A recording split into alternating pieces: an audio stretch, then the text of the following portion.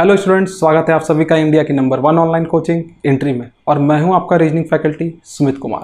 तो देखो बच्चों, आज मैं आप लोगों के सामने एसएससी सीपीओ 9 दिसंबर 2019 के पेपर के 4 ऐसे क्वेश्चंस लेके आया हूं जो आप क्या कर सकते हो, आसानी से एग्जामिनेशन में उसे देखते ही टिक कर सकते हो। जैसा कि मैंने अपने पिछले भी वीडियो में दिखाया आपको कि भाई हर सेट में क्वेश्चंस होते हैं ऐसे, यानी कि अगर आप सीपीयू का एग्ज़ाम देने जाओ तो कम से कम 5 से 7 क्वेश्चन ऐसे होते हैं 50 में से, जिसे आप इजीली देखते ही 1 से 2 सेकंड में टिक कर सकते हो।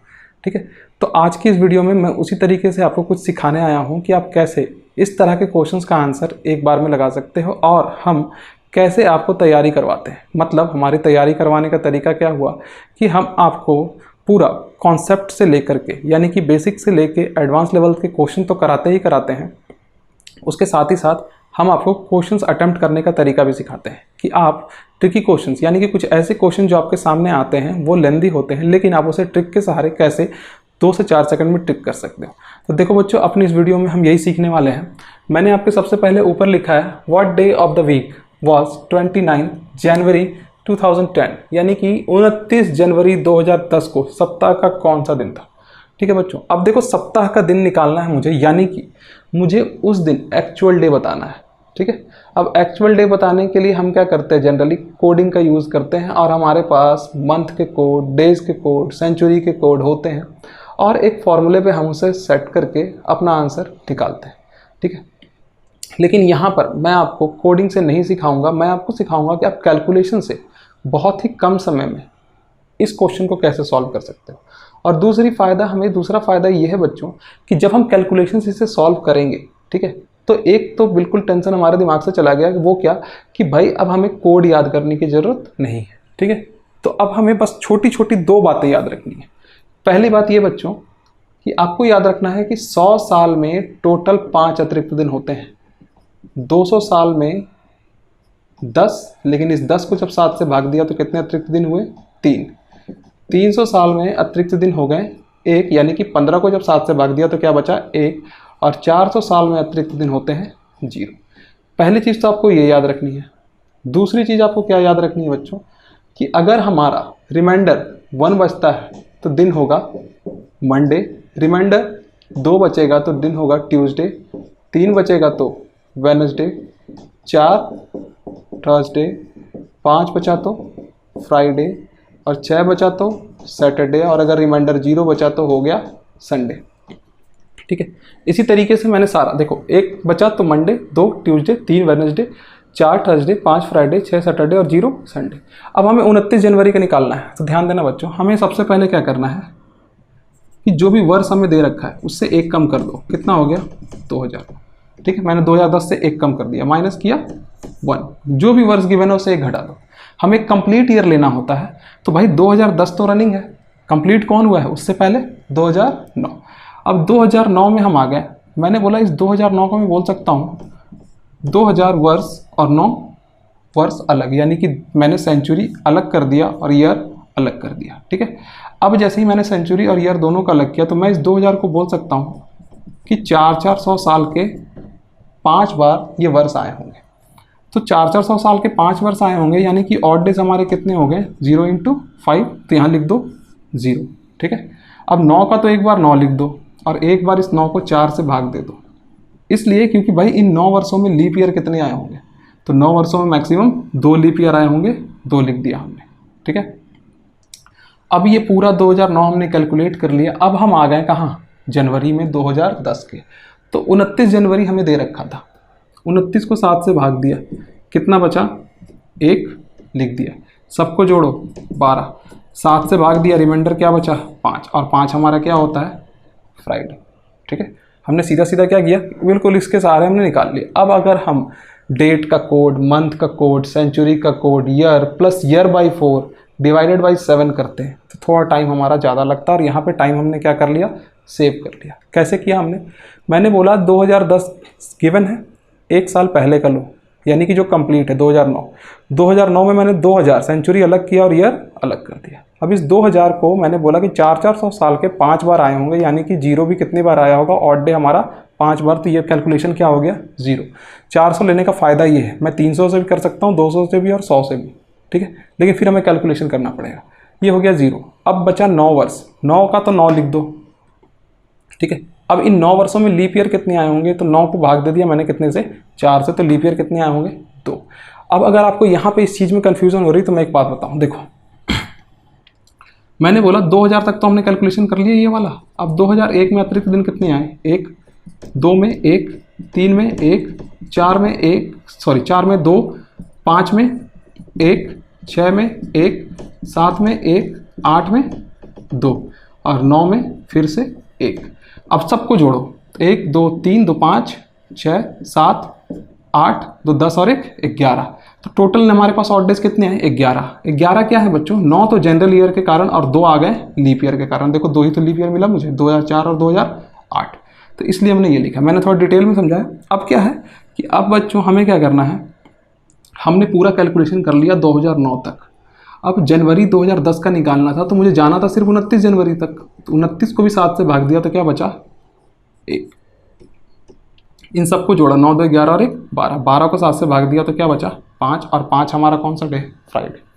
तो ये हो गया हमारा आंसर। आई होप आप लोगों को यहां तक बात समझ आ गई होगी। अब हमें दूसरा क्वेश्चन हमारे सामने क्या दे रखा है, how many triangle in this given figure. दिए गए चित्र में कितने त्रिभुज हैं, ठीक है। तो देखो बच्चों, त्रिभुज की बात की गई है, तो अब मैं एक एक करके त्रिभुज काउंट करूं कि 24 है या 21 या 22 या 23, तो बहुत टाइम लगने वाला है। आपको जल्दी कैसे काउंट करना है, स्क्वायर के अंदर जितने भी ट्राइंगल दे रखे हैं काउंट करो, कितने हैं, 8, डबल कर दो, 8 गुना 2 16।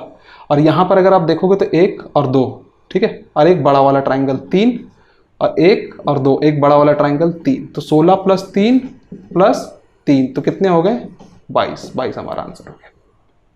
समझ आया। मैंने क्या बोला कि भाई स्क्वायर के अंदर आपको जो ट्राइंगल दे रखे हैं उसे काउंट को 1 2 3 4 5 6 7 8 जितने भी हैं 2 से मल्टीप्लाई करो, कितने हो गए, 16। अब 16 के बाद 1 2 और ये पूरा बड़ा वाला 3, फिर इधर भी 1 2 छोटा छोटा ट्राइंगल और ये बड़ा वाला 3, तो 16 3 9 और 3 22। तो हमारा इसमें आंसर कितना हो गया बच्चों, 22। आते हैं अपने अगले सवाल की तरफ। तो देखो बच्चों, आते हैं अपने अगले सवाल पे। अगले क्वेश्चन में हमसे क्या कहा जा रहा है कि भाई 8 लोग हैं, 2 4 6 और ये 8, AEIOUHF और W, वो एक टेबल पे बैठे हुए हैं जो कि है सर्कल, ठीक है, यानी कि वृत्त। अब वो क्लॉकवाइज मैनर में, CW का मतलब है बच्चों क्लॉकवाइज, घड़ी की दिशा के क्रम में बैठे हैं, और कुछ इस क्रम में बैठे हैं कि वो भाई एक दूसरे से बिल्कुल बराबर दूरी पर है, ठीक है।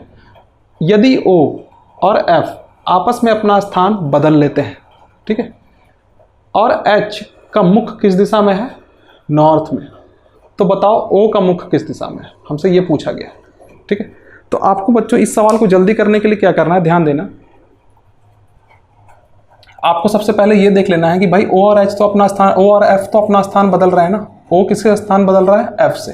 तो आप यहाँ पे क्या कर दो, सवाल में ही O और यहाँ पे F, ठीक है।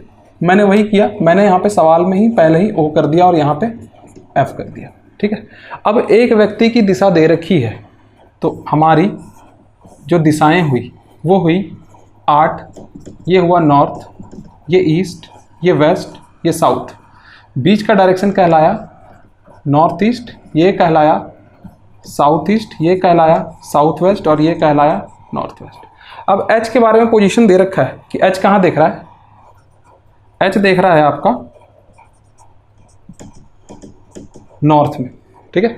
अब बिल्कुल घड़ी की दिशा में हमें मूव करना है, घड़ी की दिशा में मतलब भाई इस डायरेक्शन में हमें जाना है, क्लॉकवाइज। एंटी क्लॉक बोला होता तो हम इस डायरेक्शन में जाते हैं, घड़ी की विपरीत दिशा में।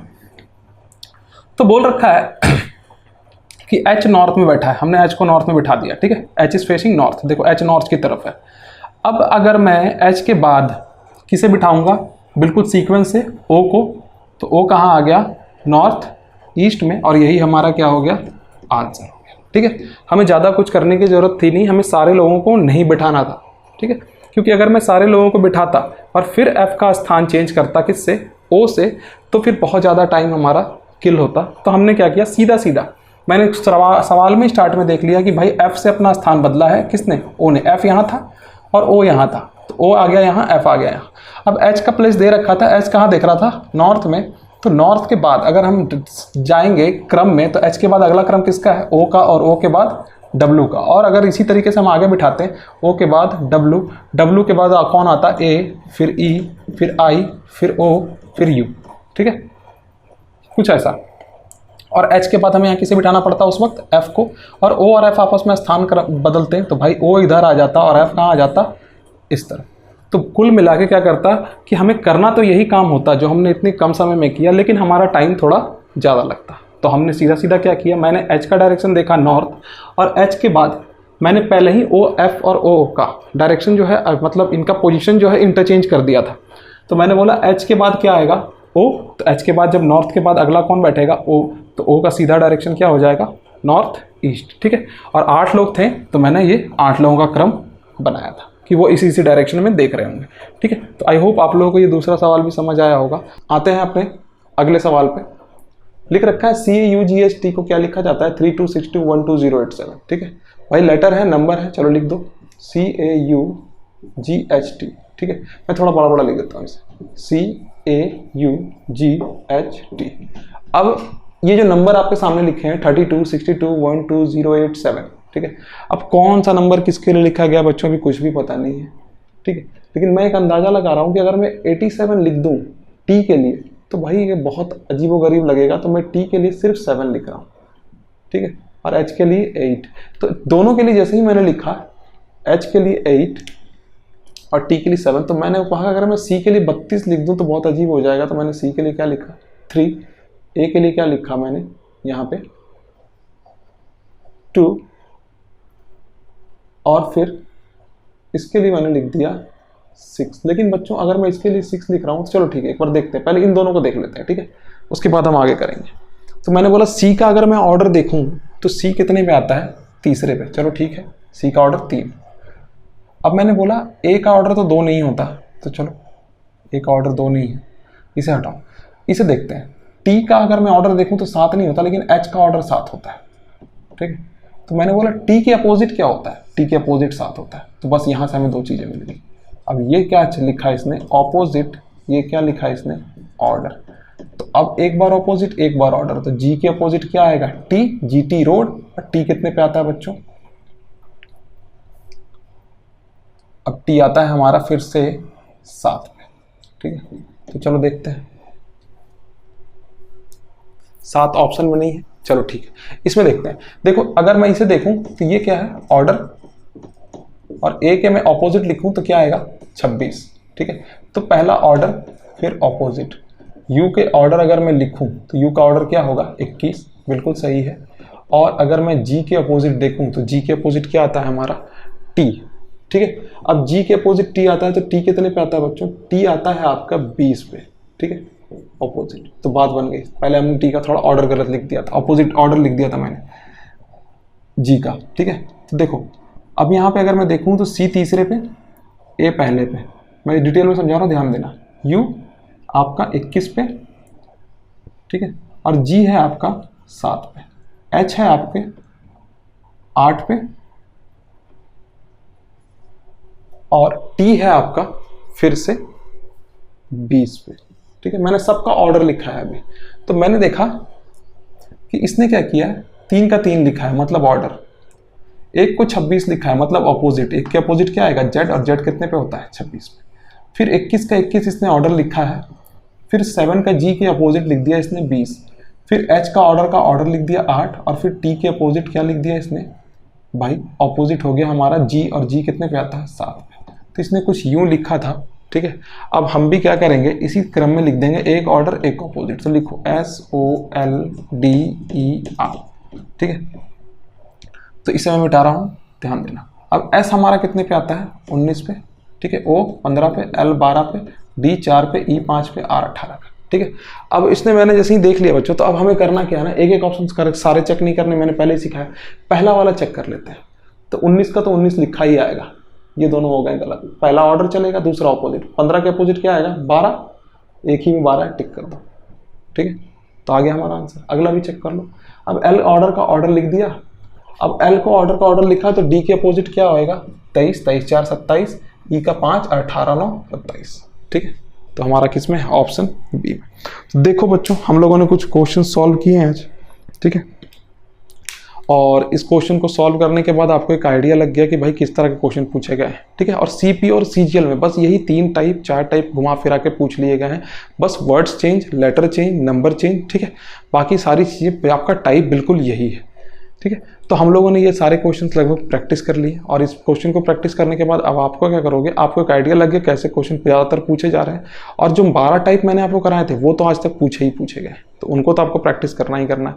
उसके अलावा जितने भी क्वेश्चन आपसे पॉसिबल हो पाए आप प्रैक्टिस करो, और तब तक एंट्री पे बने रहो, पढ़ते रहो, आगे बढ़ते रहो। Thank you so much.